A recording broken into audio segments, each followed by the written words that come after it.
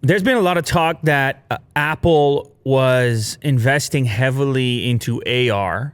A lot of conversation around that. Of course, putting all those various scanners into the devices and showcasing some of the applications for augmented reality on some of their pre-existing devices. So people thought, okay, this must be the start of something. Experimentation, where's it leading? Where are the glasses, the Apple glasses, which we've talked about in the past, which people are excited about. They think, okay, maybe this is your next phone, that it's just you wear it on your face, or maybe this is the next big shift in tech that we have this augmented vision. It's a very science fiction proposal, but it is something that seems feasible. It seems you can imagine a future in which you have your navigation right displayed like a HUD over top the real world, or your notifications popping up in such a fashion. Some people will think this is the coolest thing ever. Others may think that this future is terrifying, but it seems to me that it's inevitable that some form of it will eventually be a thing that we collectively are doing. This report today seems to indicate that prior to getting all the way there, Apple may first go with a VR headset with some AR features. Not all that different from actually your favorite VR headset from Oculus, which is Oculus Quest. The Quest. Yes. Now, the Quest is a completely wireless, all-in-one package for VR. It doesn't have any AR features, correct? It has a function called pass-through, where it has cameras at the front, so you can see what you're looking at. Okay, so that is an in your AR. room or That is something. an AR Yeah. function. I mean, to if it. you go out of bounds or something, it would go through the pass-through So phase. the construction of this unit is mostly plastic, would you say? Mm-hmm. Yep. It's like a lightweight plastic. Well, apparently in Apple's case, with this upcoming design they're working on, you can imagine it being an Apple version of the Quest, but it's fully made out of fabric. And apparently they made this decision in order to save weight, because they were having trouble getting the weight that they were looking for using traditional materials like the Quest is made out of. Now, the fabric thing actually reminded me of a product that Google put out, the Google Daydream, which was made out of this almost like t-shirt fabric. It didn't feel all that robust. It wasn't super expensive. The way you interacted with that was by inserting your smartphone, and your smartphone became the brains inside of the headset itself. Of course, the Oculus doesn't need that. Everything is built in. You don't need to add a smartphone. And I assume the same would be the case for Apple's design that they're working on.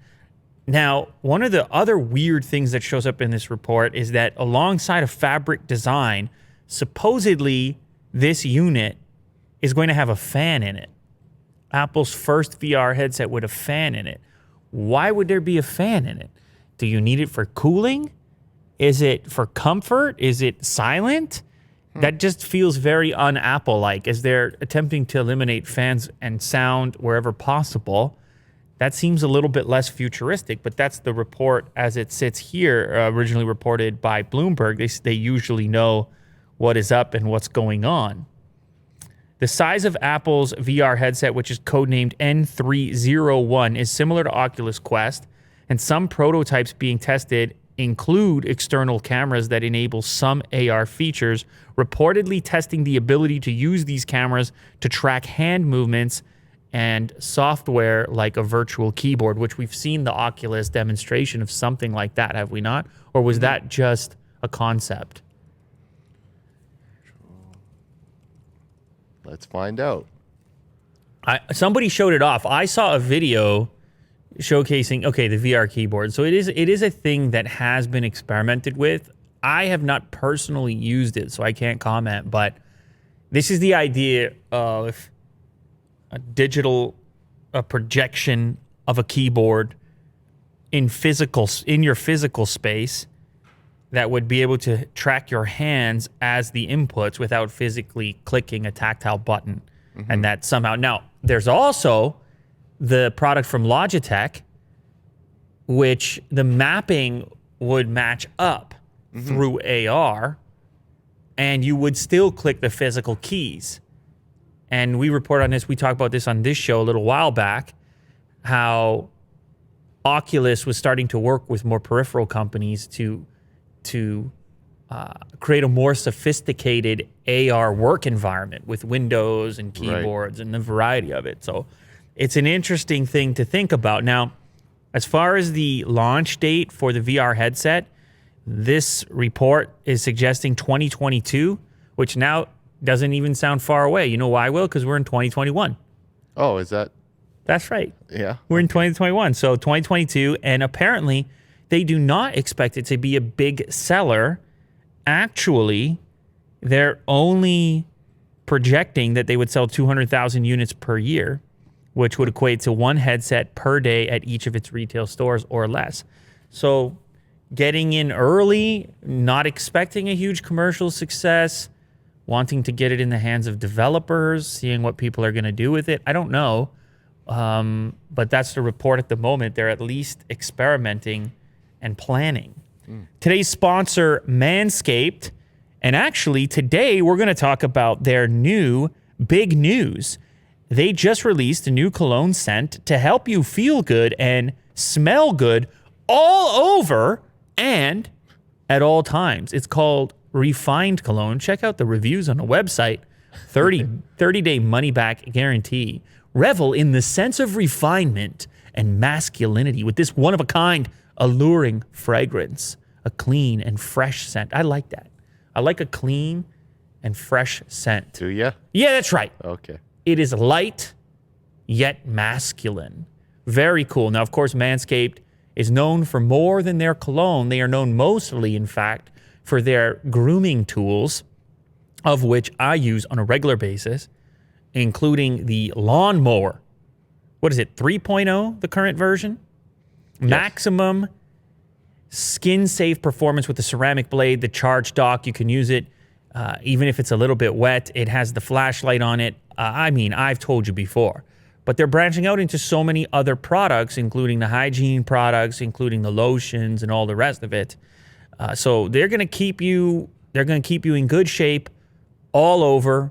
They're going to take care of it. You just head over to the website. You can put a little pack together if you want, and you can save money right now. In fact, you can get 20% off. Imagine that. That's not nothing. And free shipping. Head over to manscaped.com/Lou. That's 20% off with free shipping by going to manscaped.com/Lou. Look good, smell good, feel good with Manscaped. That's manscaped.com/Lou, 20% off and free shipping, or click the link in the description. They even look at the limited time. They got the underwear, the performance package. They look good. What does it have in it? You get the luxury grooming kit, Lawnmower 3.0. You get the weed whacker, so you keep the nose hairs trimmed. What you got to do is you become, a gentleman, an older gentleman in life, and keep it all together, man. And of course, you've also got the Reviver and the Preserver, and a little travel case for all of it. So that'll get you up and running. I'll tell you what. Manscaped.com/Lou. Next one here is a leak. We're taking a look at what could be the iPad Mini 6. I've been wondering about that little iPad Mini because all these other iPads are getting all freshened up. What are they going to do with the Mini? Now, I know the Mini's the entry level and it's for those on a budget and all the rest of it, but you would think you could shrink that bezel a little bit. You would think you could modernize it a little bit. Now, I don't know about the place for the Mini in the future. Of course, yesterday's episode, we talked about the troubles with the Mini in the phone space, the iPhone 12 Mini. Now that phones are so big, you wonder about the small tablet. You got phones, in Apple's case, 6.7 inches? The Mini, what is it, a 7-inch display? No, it's more than that. It's got to be 8, maybe. 7.9, I believe. Let's see if I'm right. If I remember correct, 7.9! Damn, that's going back Good years. for you. Imagine the last time I did an iPad Mini video. Yeah, I mean, it's pretty close. The phone and the iPad Mini. 6.7, 7.9. That said, I've goofed around an iPad Mini here and there, and it is a comfortable form factor for the couch. It's a lot lighter than the bigger iPads, and it's a little bit more comfortable to hold for long periods than your phone because you actually have a place to grip on the current model. But it does feel dated. The bezel's a little bit fat, and so maybe to fit in with the rest of the lineup, maybe they spruce it up a little bit, and this concept doesn't look half bad. Now, one thing I like about the concept as well, which, by the way, is just a concept, keep that in mind, and actually, you're going to get even better images if you click on the Has More to Share link in blue there. What I like about this concept is that they put the Touch ID in the display, but they didn't do it under the display. They just put it in the display. Same with the camera. And the same with the camera. So the camera's a pinhole, so probably Apple's not going to do that because, I don't know, I mean, maybe they could. They recognize that there's some Face ID issues with the masks going on in the world, so it's not impossible, but this would be a strange choice considering, as far as the fingerprint is concerned, considering the fact that the tech does exist to put it under the glass. But the in-display fingerprint scanner has never been as satisfying as the capacitive, old-fashioned version, in my experience. So if there's like a little groove there and it's a nice tactile button inside of a display, that could be cool. But to be clear, as we said, just a concept. Now, the other things that you would expect for sure is the slimmer bezel all the way around. And I think it could create a somewhat compelling package, could be a popular choice amongst the students of the world and things like this. With the entry-level price compared to some of the other iPads and certainly the iPad Pro. So that's kind of cool looking. Did you know that former President Donald Trump was the first to receive the new Mac Pro? Did he? Yeah, the first Mac Pro went to Trump. That's what they're saying. Now, he was making videos.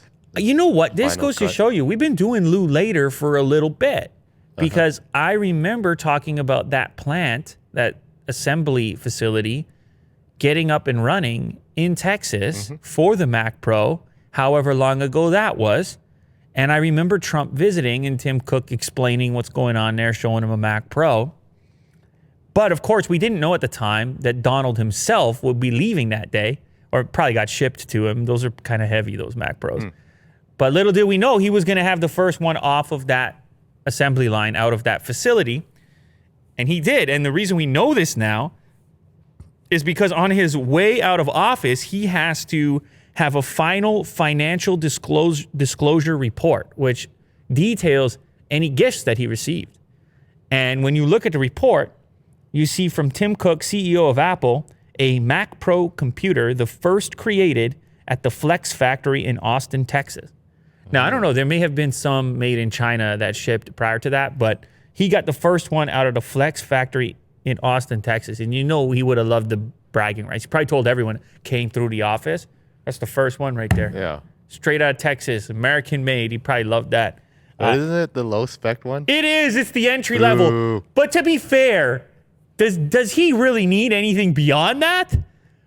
The $6,000 entry Mac Pro, like he needs more GPU in there?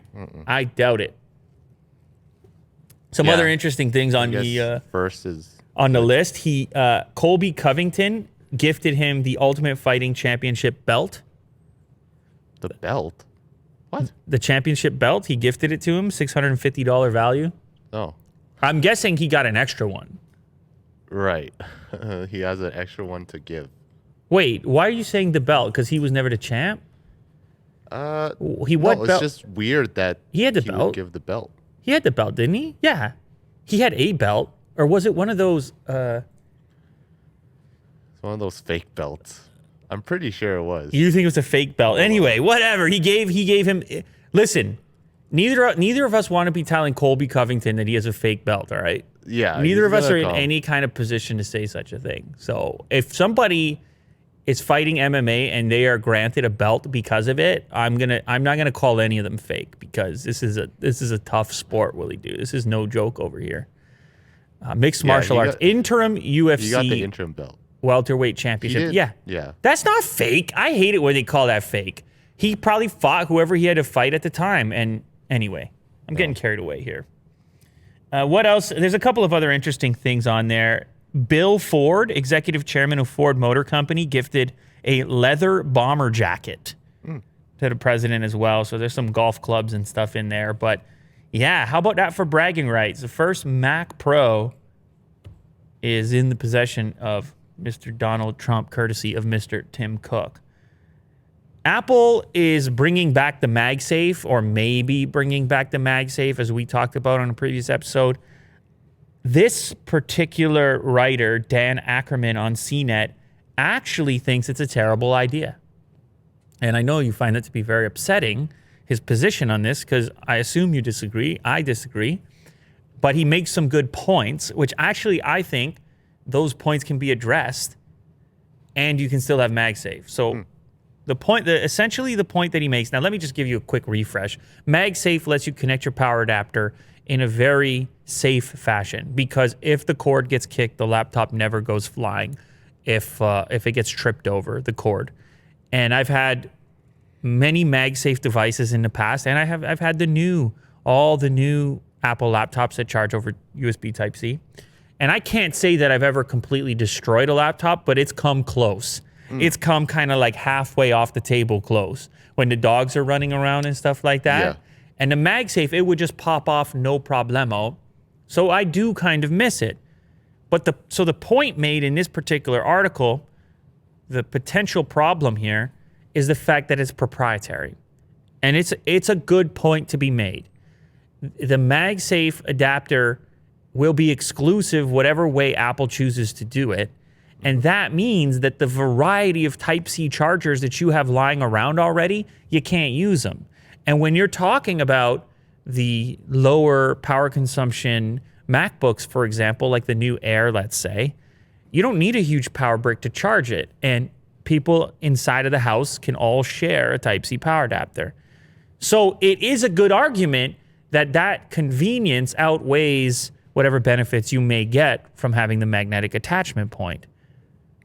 But what I think is fails to exist in this article as an option, or at least I didn't see it, was why not both? I mean, this exists already. Have an alternative. I have plenty of PC laptops that can charge two ways, through a proprietary power connection for full power, or a slower charge rate through the Type-C connector. There's tons of PC laptops that do that. So I'm sitting here saying, well, why not both then?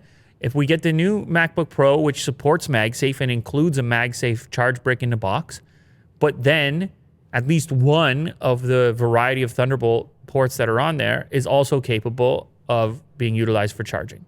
Perfect. Problem solved. So it could be it could be a bad thing if they don't do that. It could be a bad thing if it's MagSafe and nothing else. But if they do the right thing and allow for two separate ways for it to charge, then it's definitely not a terrible thing. It's an added bonus. This one is something you could probably already guess. So we're talking a little bit about depreciation when it comes to smartphones here. This new report indicates that Android devices lose twice as much value as iPhones in their first year of ownership. And, you know, I used to be in a resale business and upgrade business and sort of like repair business for Apple products. So I was well versed in the resale market for Apple stuff, even back in the iPod and PowerBook days. So one of the reasons that I could even have that business was because of the value that was retained in Apple gear, that I could buy, sell, trade, things like this. Even the components inside. Even the components. It goes all the way down to the components. And there's a lot of reasons. I mean, we can speculate why this is the case. Some people that are only exposed to the smartphone side of things assume that it has to do with the fact that the products themselves work longer or have greater longevity. But in reality, there's far more in play, including brand recognition, which is very helpful, a high ticket price to begin with. Like there's a luxury association with the brand. Even if you spend a lot of money on a Samsung device, for example, most people like the brand association with premium. It's just not on the same level. And then there's the variety thing. At least especially for a very long time, there wasn't nearly as many models on the Apple side. And so what that meant is they weren't making it all that easy in the budget sector. So one of the ways in which people could get a cheaper iPhone or a cheaper PowerBook or MacBook, because they have typically a higher entry price, would be to buy a used one, therefore driving up the used market. So this is me speculating on some of the factors that play in here, but there is also the piece which people will mention, which is the constant updates, like the fact that Support. there's less guesswork involved in how long the device would be supported, and the customer service infrastructure, the fact that there's Apple stores. There's a place you can take a thing, even if it's used, and you can go see a physical person, and there's no other brand in the space that has a network like that in so many major cities. But anyway, we can look at some of the differences here. So Android flagships lose 33.62% of their value in the first year compared to iPhone at 16.7. After 2 years, an Android phone's price drops 61.5% as compared to 35.7 for an iPhone. Notably, this data doesn't take limited time brand or carrier offers into account. So the other thing to mention is how often do these things go on sale and for how much? How quickly does the manufacturer of the device drop the price? Now, we've seen this with Samsung devices, plenty of other devices, where shortly after launch, you'll be able to catch a deal. iPhone's a little bit less so. So by not having to price them as aggressively because the marketplace isn't as competitive on iOS, like Apple, if you're in the iOS ecosystem, you have Apple to choose from. If you use an Android device, you can choose Samsung and whatever variety, Xiaomi and OnePlus. And did you need me to name a bunch of Android phones in case you forgot here, Will? So what I'm trying to get at here is if the price doesn't drop as rapidly, again, now you have more customers into the used market, keeping that value up because the initial value or the retail price is stuck to for a longer period of time. So here's a couple of comparisons in the article. Galaxy S20 down almost 35% compared to the iPhone 11, 12.8. S20 Plus goes down 30.5%. iPhone 11 Pro goes down 21.31%, and then the Ultra model went down 36%. That one had more value to lose in the first place. However, the Pro Max is only 15.96%. So it looks like the best value for cost of ownership, if you do upgrade on a frequent basis and you're going to be selling your device in a year or two, the standard new iPhone, the iPhone 11, and I presume the upcoming iPhone 12 are going to be your best bets as far as the opening cost and the amount of total depreciation over your time of ownership. And then on Samsung's side, it actually looks like the middle model is your best bet. The Plus, the S20 Plus, or in this case, it'll be the S21 Plus this time around. Also, to add to the mix, the Pixel series actually loses almost 40% of its value in a year. The Pixel 4 tops the overall charts with a negative 40.5% or $160 value depreciation. Wow. So I don't know. It's something to keep in mind. A lot of this is going to be more or less important to you depending on how often you upgrade your phone. And and if you're an iOS user, I mean, there's not much you have to do. You just buy the phone. That's it. Like, you just buy the phone and sell it when you're like, see, the thing is, for me, I don't sell phones anymore, so this is not that significant to me. But I can see to a lot of users that this would be something to consider. And by the way, this data came from Bank My Sell, a site that tracks trade-in prices for devices. It looks like now that it is actually the end of the Note series.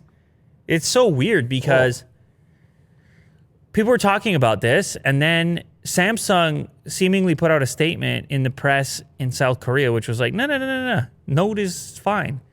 And now we have a resurgence of the original report, including participation from our pal, Mr. Ice Universe. Right. Ice Universe has chimed in. And when he chimes in, we all listen. He chimes. Yeah, he's also got, I mean, look at his username. Yeah. That alone will get anyone. How are you not going to listen to Ice Universe? Yeah. Sounds incredible.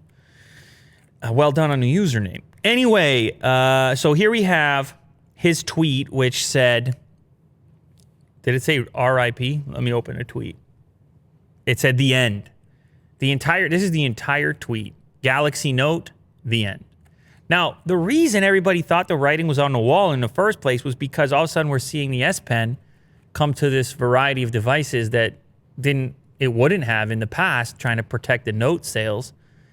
And now the Ultra model of the current S21 series allows you to use the pen, and there's accessories that let you carry the pen with you. Actually, there's 2 pens to choose from, in fact. Now, here's my speculation. I also agree it makes sense to get rid of the Note. And I know people are going to be very upset with me right now. They're going to say, how dare you? I love the Note. Big Note guy. And I get it. I get it. It's fun. I like to have a selection of devices. Let the customer choose what's best for them. I'm not saying I want them to get rid of it. I'm just saying I understand it. You double down on the foldable. You find a way to make the Z Fold lineup the Note lineup. Find a way to make the pen okay to use on the folding display. And then you have less crossover, because let's be honest, the latest Note and the latest S model, it's a lot that's the same there. And if you're a true Note, maybe they want more people to experiment with the folding tech, and they think, hey, our Note customer is one who we think would benefit. Because all of a sudden taking notes on a bigger display is even nicer. Now, I know they got to solve some tech issues here, because that display up until this point has been really soft, and I wouldn't want to poke it with a pen. I'm talking about the foldable one. So they got to figure something out. But if they can figure it out, it might be okay. Now, granted, those Note buyers are still going to be yelling at me, because they're going to say, that Z Fold is 2 Gs, man. Yeah. Give me a break. But I don't know. Maybe they'll be okay with using the pen on the Ultra model. We'll see what happens. It is not confirmed. And by the way, you may have one last chance at a Note model, and that could be the Fan Edition. And that might be why Samsung originally denied reports that it was over, because they may have one more in the bag, which the Fan Edition is a rework of the previous gen. You know how this goes, at a lower price point. Here is our first look at the latest Sony device, the Xperia X3. Now, I feel that the Sony smartphones don't get enough love. I have had fun with the last couple generations here on the show. I actually daily drove the Xperia 1 for a period of time, man. It's a funky little thing with the narrow display and a crazy camera modes. Like, the video mode is so comprehensive, ripped from their cameras. And of course, I have a ton of experience with Sony's cameras. So many pro features in there, just ridiculous. Picture profiles and true cinema type of interface on your phone. So I had a lot of fun with it. 21:9 aspect ratio. And never mind a 4K display. Ridiculous stuff. Absolutely ridiculous stuff that they did on that. So anyway, they did that, and then they did the 5 model, and apparently now we're talking about the Xperia X3. And you know what? Well, they kept it simple once again.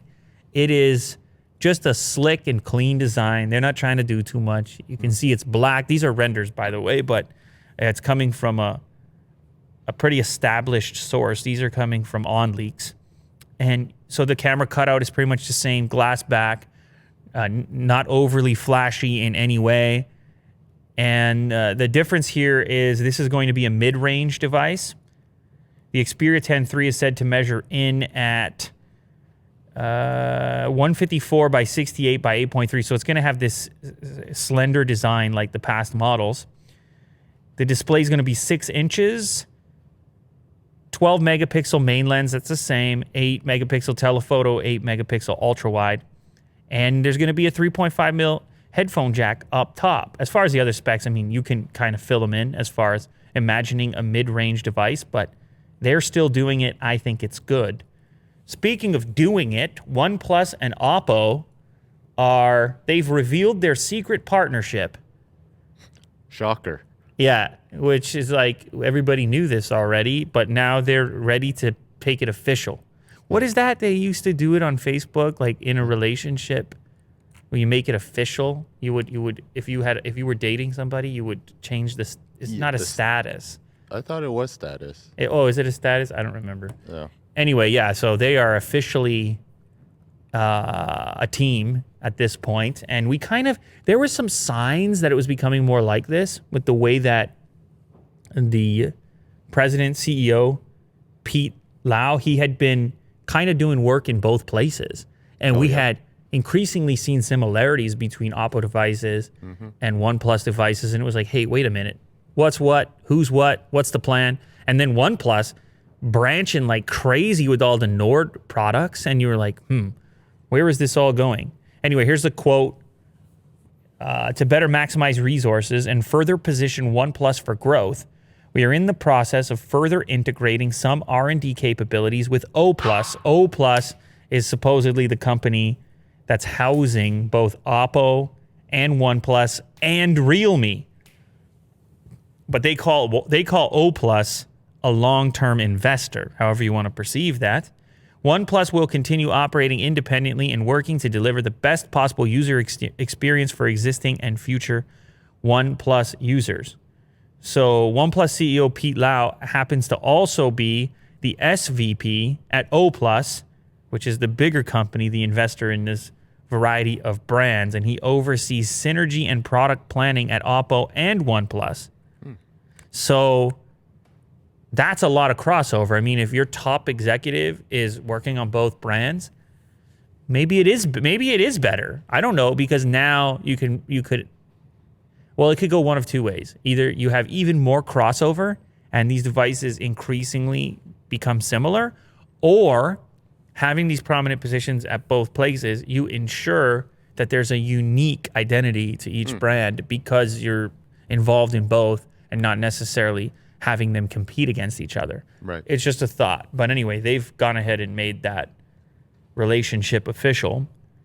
Qualcomm has lost a ton of market share in China because of the Huawei sanctions. Well, after Huawei's sanctions, actually towards the end, Huawei was doing its own chips alongside TSMC. They were making the high silicon stuff, so they weren't actually even buying from Qualcomm. But a lot of other brands were buying from Qualcomm for the Chinese market. Brands like Xiaomi, brands like Oppo, just mentioned.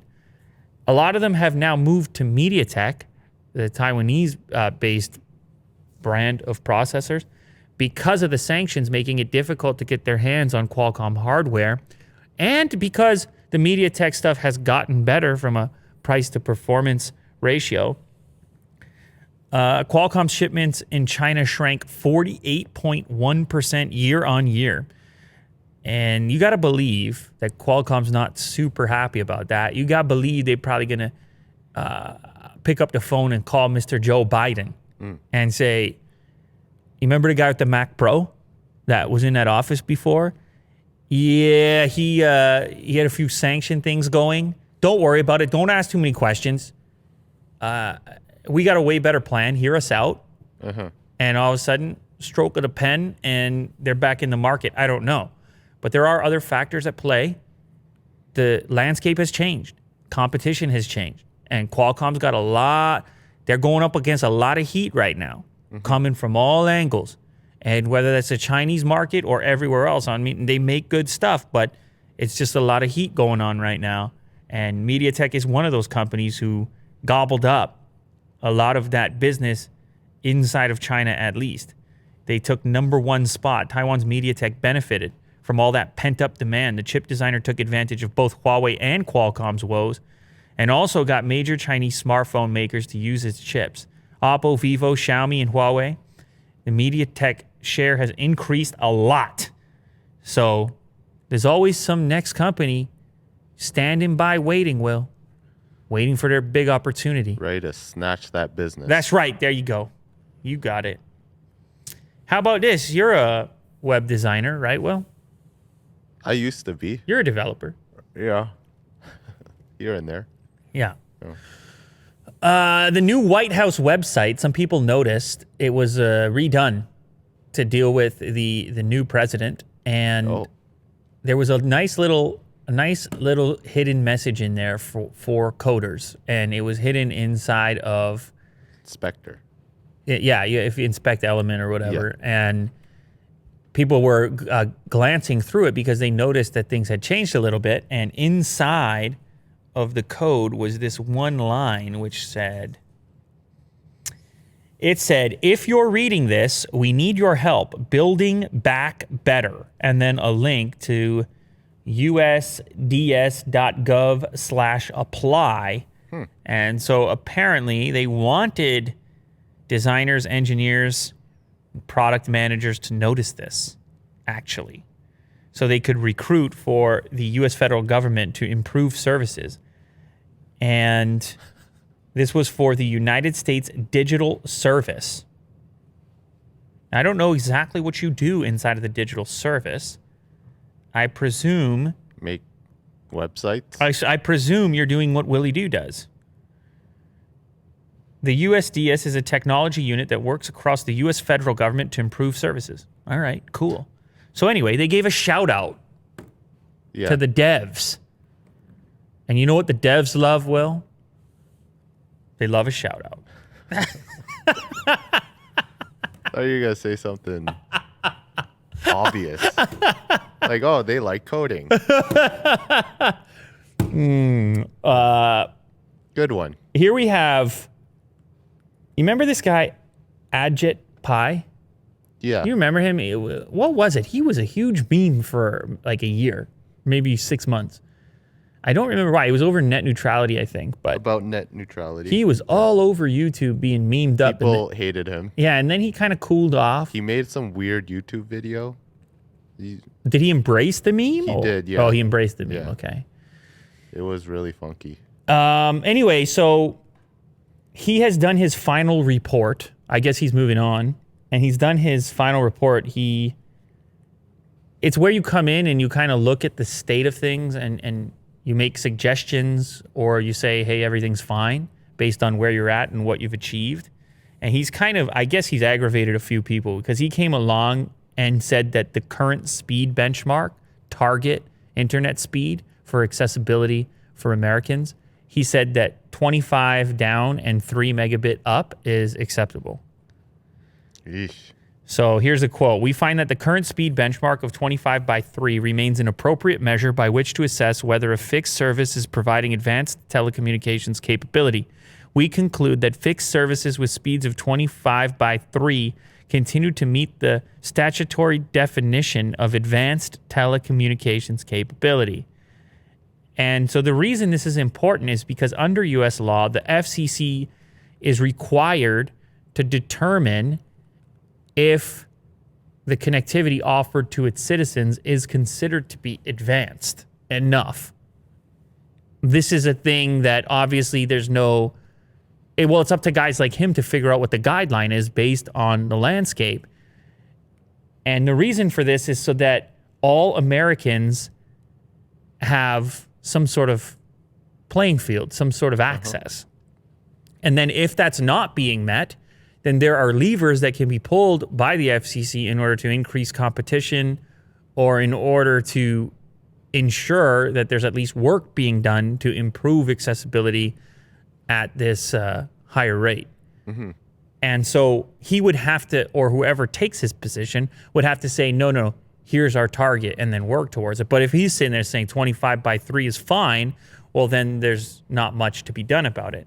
Now, the person who may take his spot is calling for an improvement and saying it's not fine. They are looking for 100 megabit per second download standard and an upload standard anywhere higher than 3 megabits. So this will probably change at some point, but I don't know. I'm curious. I'd like to ask the audience what their connection speed currently is and whether or not they feel 25 by 3 is sufficient.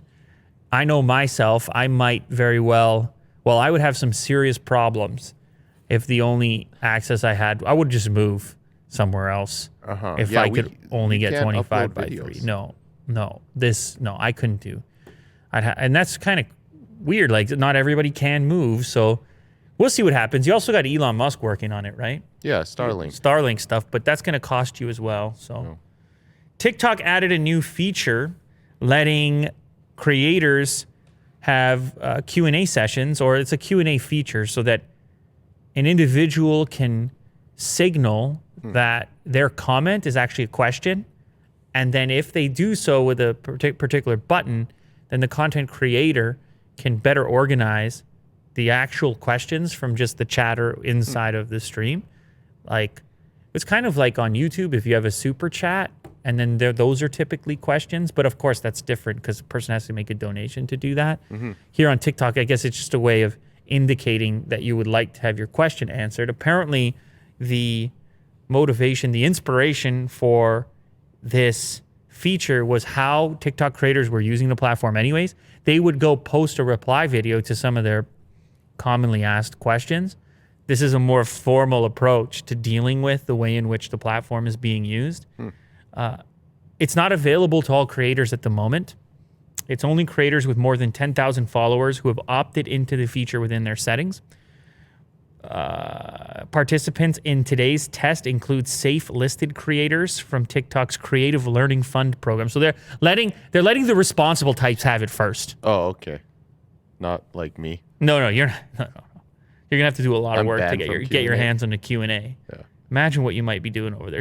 You might be spreading misinformation. So anyway, TikTok keeps it moving, you know.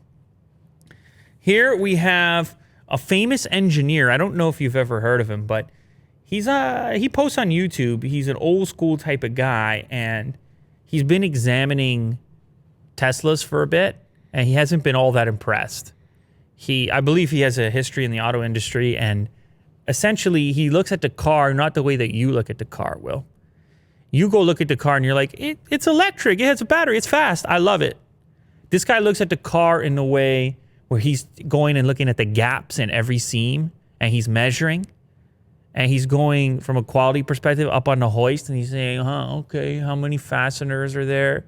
You know, true automotive type of inspection going on. And his previous Model 3 that he inspected, he wasn't happy with. He compared the quality to a Kia from the 90s, which I believe he meant that as an insult. Kia nowadays is actually pretty nice. But I guess in the 90s, it was a different quality control going on there. Anyway, he bought another Model 3, and he claims there's some big improvements that have been made here, that Tesla is actually getting better as an automaker, not just an electric vehicle company, but that they're getting closer to competing with similarly priced products when it comes to those little quality aspects, like the shape of things, the way that things fit together, the hinges and things like this. And so on the latest model, he did find some issues with it. He measured a particular gap from top to bottom on the passenger side door, where it's very tight up towards the top. You can see in this image here. And then as you move down to the bottom of the door, the gap grows quite a bit larger. You'll see as you scroll down, So it's definitely not uniform. Now, I don't know if people inspect Teslas differently than they do other vehicles just because of the content and everything. I don't think this guy does. But I'm hearing these stories of panel gaps, and windows, and tail lights, paint, condensate, all these things. But part of me, I have to wonder, Tesla, it gets so much more attention. So would it even be a worthwhile video to make? Who would ever know if some GM vehicle, that's part of my way of thinking. But at the same time, this guy has the expertise and is comparing to other automakers. So it is worthwhile to listen to. But it is good news that there has been a significant improvement. And obviously the guy's a fan here. Funny enough, he actually owns or owned some Tesla stock. So it seems like he's a fan of Tesla, but he also at the same time can call it what it is, taking the measurements and seeing what kind of progress is being made over there. All right, it's our Bitcoin update of the day. We need a ching sound for that because I never know what it's going to be by the time we get here. But Bitcoin was down, at least at my time of reading that. Apparently, it has something to do with what might have been the nightmare scenario for crypto, which is something called a double spend. And yeah, you can tell you're terrified right now. This is when the same transaction can happen twice. Oh. And it's obviously bad for obvious reasons, because if a transaction is not verified, a person can get paid twice if they can figure out whatever a way to do it. What do they call that in the Matrix? A glitch? Deja vu. Deja vu, yeah. Yeah. So they're reporting a deja vu? Well, the point here is that it's a vulnerability in the network. If it can happen, it's a vulnerability in the network, but it is still being disputed if that's exactly what did happen. So Bitcoin fell as much as 11% on Thursday after this report from BitMEX, where they suggested a critical flaw, the double spend, had occurred somewhere in the Bitcoin blockchain. It is a feared scenario where a user is able to spend their Bitcoins more than once. Ooh. A double spend event has not been confirmed, and BitMEX has given mixed messages. So apparently, in the white paper, there's ways around this. Like, this should never happen. Now, BitMEX, at first, they explained the way in which they think that it happened. Where is that? Yeah, BitMEX said that what happened was an RBF transaction, where unconfirmed Bitcoin transaction is replaced with a new transfer paying a higher fee. Some sort of bizarre scenario that could trigger this double spend situation. It wasn't for a significant amount of money either. 0.000144499 BTC. But it's being disputed right now, and for obvious reasons. And I don't know. I mean, Bitcoin was so high to begin with. Can you attribute all of today's dip on this one report? If it did happen and more proof comes out that it did happen, then that is a significant issue. But the Bitcoin heads are watching right now, and they're saying, that's not what happened. Yeah. I mean, I'm just assuming that's what they're saying. But I feel like we should get an update, see if the price bounced back at all in the time since I read this story, because that tends to happen with Bitcoin as well. Maybe people got over it real quick. I don't know. No. Oh. Really? No, she's still down. Yeah, she's Quite real down. All right, so who knows? The crypto thing could be moving the other way right now. 30,000 has been a holding point. It's been a buy point for institutional investors, as they say, in the game. And so we'll see if it holds at 30. If it dips below 30, then it could be in free fall further down. I'm not trying to scare anyone.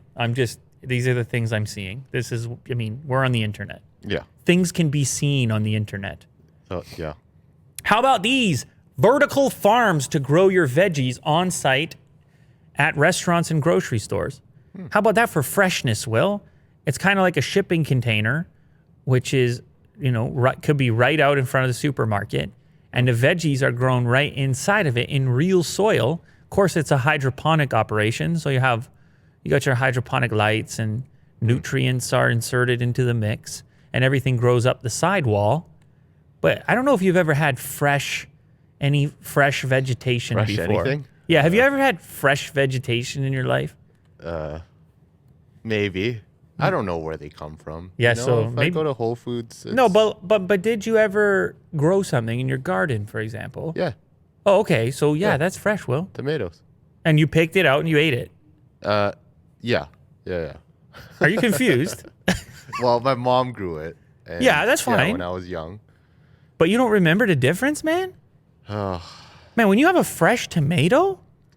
Well, not eaten from the vine. It was cooked. Oh, okay. And they See, when I was a kid, they this added a lot of is sauce lesser in it, known. Not a lot of people know this, but when I was a kid, I had a sort of up until I was about maybe 4 years old, 4 or 5. I was living in a rural lifestyle, And and a farm boy. I was a farm boy, and we had a greenhouse. It wasn't a setup like this, but it was mostly tomatoes. And I used to eat these tomatoes like it was an apple. I would pick it and just eat it straight away. And that flavor has been with me ever since. It is a whole different ball game when you're talking about freshness. And I'm worried that people don't even know what a tomato tastes like. That's what I'm worried about. But the same goes for all kinds of fresh foods. It's incredible, man, fresh vegetables. I'm just letting you know. Okay. I'm just making a case for fresh vegetables right now. And I guess I'm making a case for these guys with the vertical farms. because they seem to be doing all right. And they're imagining a future in which, Will, you would roll up and you would actually pick your couple of fresh veggies to go with whatever else you were shopping. And they're trying to reduce, the energy costs. And there's fewer variables when you're doing it inside of an enclosed environment. They just close it up, call it a day. You could get a fresh herb in there. You could get a fresh veggie in there. Are you happy about that? Yeah, I've been looking into getting like what's it called? A terrarium? Okay. Like indoor, and then you can grow your own vegetables.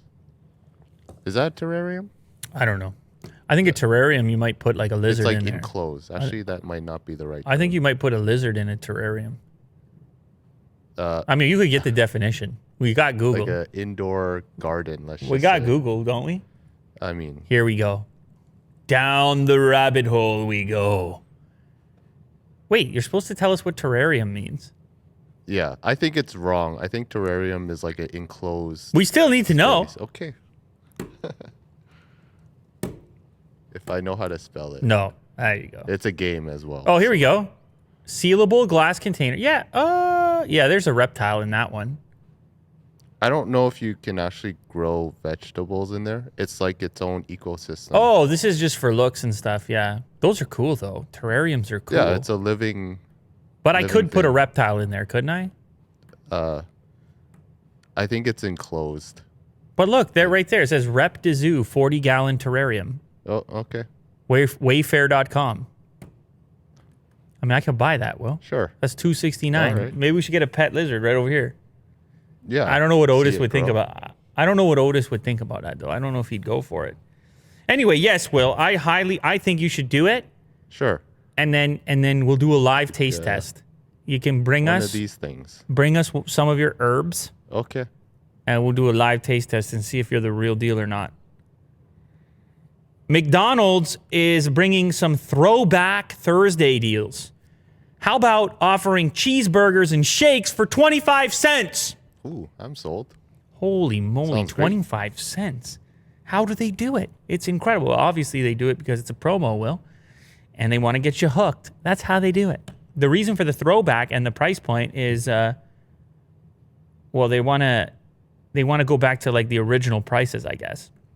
The promotion pays tribute to the chain's early menu pricing by offering favorites for 35 cents or less. According to the website, customers can get a cheeseburger for 25 cents on January 21st. Is that today? That is today. Yeah. That's today. A small shake, a milkshake for 25 cents, and an apple pie for 20 cents. Wow. And then after that, it's going to be large fries for 35 cents and a cheeseburger later on for 25 cents again on February 18th. Which one are you going to go for out of those, Will? You got 35 cents in your pocket. What are you going to take? How much is a shake? 25. I'll get a shake. You're going to take the shake. Yeah, I haven't had that in a while. Nice. Look at you. Crazy. That's crazy. Those are the prices, though. Inflation. There you go. Adjusted for inflation. You sent me this next story. My goodness gracious. This is the one. It might be my favorite one today. This is crazy. Somebody photographed this famous painting, but it isn't like any photograph you've seen in your life. It is microscopic. It is 10 gigapixel detail. Now look, you don't scroll, don't go yet. On the left is the painting.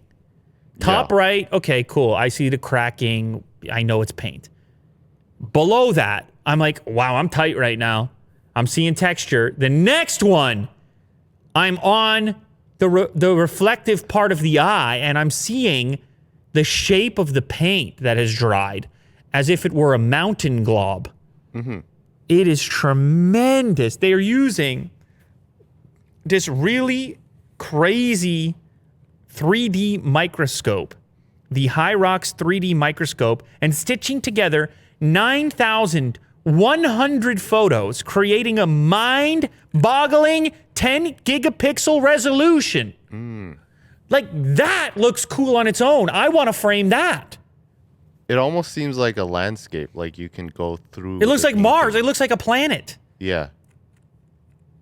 So Well, it's not flat. It's not. actually It's 3D. 3D. They're taking pictures at all angles and stitching. At all angles. You can see a picture of the guy's equipment on the thumbnail there. Or you can click it if you want. The painting, Girl with the Pearl Earring, is that the official name? It is the official name of the painting. Really famous. It is one of the most famous paintings in the world. It hangs in the Marishui Museum in the Hague. That's a famous museum. There's a way to say that. Anyway, check out this guy's rig. And he had to work in the museum with these glass panels and people watching him. Because you can't move paintings like that. Well, I guess he just moved it, but not far. What do you think that thing's worth? 100 mil? More? I don't know. Some ridiculous amount. I think it's priceless. It stays at the museum. It's definitely priceless. But I'm saying, you know, like how that recent Da Vinci broke records? Like I'm saying, if they discovered another one. Oh. Let's find out. It's a shocking. Oh, you're gonna look for it. Okay, let's find out what the value is. $10 million. 10 million. That was in 2014. It's probably worth more now. People are collecting all kinds of things right now because of COVID. $10 million. I bet you it's 20 right now. Anyway, this is almost as cool. Well, no, it's not as cool as the original art. It's crazy what they had to do back in the day to create these type of looks using nothing but paint. But to capture it in such a fashion and preserve it, like, I mean, you're not preserving it, but to have it now in digital form to that degree of detail, isn't that cool? Is that kind of cool? That is very cool. Because I think maybe they could find ways to repair it.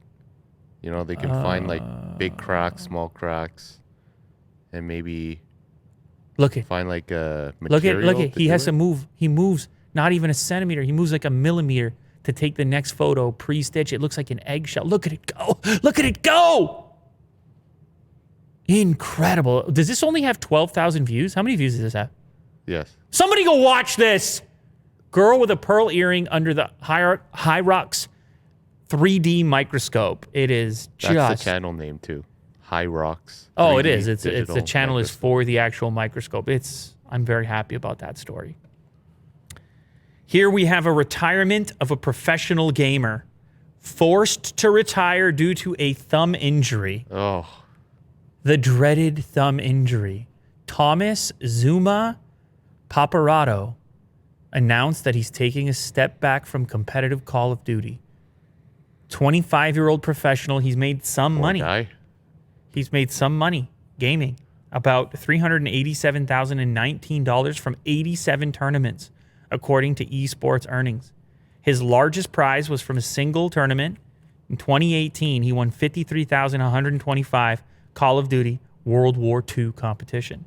However, while he was part of FaZe Clan a few years back, he noticed weakness in his thumb and wrist, had surgery to repair it, fought back to get to like a normal status, thought he was going to get back into the playing, injury resurfaces, pain continues, can't perform at the high level. Very upsetting. Very upsetting for a person to go through something like this when it's something you're so good at, you spend so much time at, and then the body lets you down. It's tough, these movements, man. Yeah. So and he's, 25? Only 25. Well, that's usually the time where they're kind of on the old side. Hey, man! In pro gaming. Hey, no, man! It's true. I told you were old the other day, and you got all sentimental, so you can't call I'm someone very old. who's 25. Here's the tweet from Zuma. Can't help but get emotional seeing all the support. Wish I could respond to everyone, but just know I see all of you and appreciate all the kind words. Love all of you for real, and then the heart emoji. So shout out. Shout out. Shout Good out luck. to Zuma. I'm sure you'll find some other cool thing to do as well. And, take a rest on the gaming. Speaking of gaming, you've never seen anything like this in your life. RTX 3080 sneakers. Shout out to NZXT, our friends. This is a wild collaboration here. That's dope. The name RTFKT, Artifact Studios. The company makes virtual and physical next-gen collectible sneakers. So I don't know if this is strictly virtual or collectible, or if what we're looking at is currently virtual and will eventually be collectible. But they partnered with NZXT, and they came up with this wild concept. And there's actually a video if you scroll down. But to me, it looks superimposed. Like it looks... It's one of those Xbox Yeah, concepts. it looks CG, but... I mean, I don't know. You tell me. Wait until... Okay, right now you think it looks good, but wait till he goes inside. Look at that. The double screen. What is it, a hologram? Wait. Hold on. Whoa! Hold on. No, it's CG. The shoe, I feel like is real. Mm-hmm. The shoe is real because there's reflections Yeah. of light. So you start on with the an actual surface. shoe, and But- then you fill in the gaps. Yeah. Yeah. I think that's what I happened. mean, it's like a green super screen. cool video, and definitely as a collectible, It is very cool. it's a cool collab. And I mean, like we've seen so many cool designs from NZXT. I think I said cool a few times there, but it's a mashup of two cultures, the sneaker culture and the gamer culture, obviously. And somehow it kind of works, including the reference design RTX 3080 with a spinning fan on the sole. That is a wild product. So yeah, I don't know if they're actually going to make it. The shoes would be, I would assume they would be incredibly labor intensive to make anything close to it. But who knows? Maybe a super limited quantity of something sort of like that they could do. Or maybe this is it. It ends right here and we all have a nice little moment.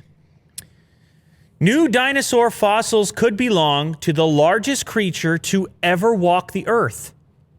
We may have just found the largest land-walking animal ever. Oh. And they found it... Where did they find it? Was it in Argentina? Yeah, it was in Argentina. And let me just give you an idea of how big this thing might have been. Okay, prior to this, the biggest one they ever found, they named it the Patago Titan because they find it down in Patagonia over there. Okay. It's not just a fancy brand that you like to wear. It's not? No, it's an actual place. Oh, okay. So get it together first News of all. to me.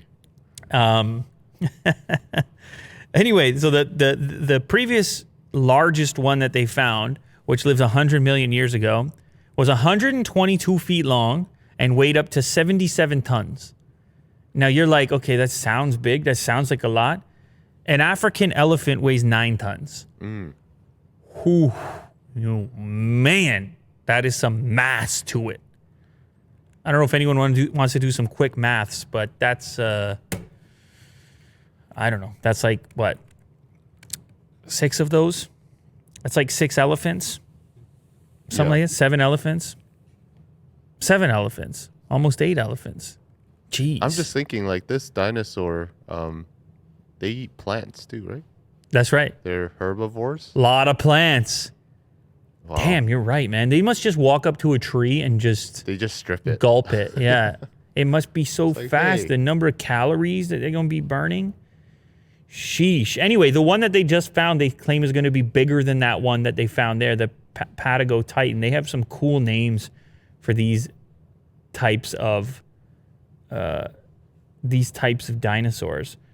What do they have, like a name for the species? Scientists attribute the fossils consist of 24 tail vertebrae, parts of the pelvic and pectoral girdle to a titanosaur.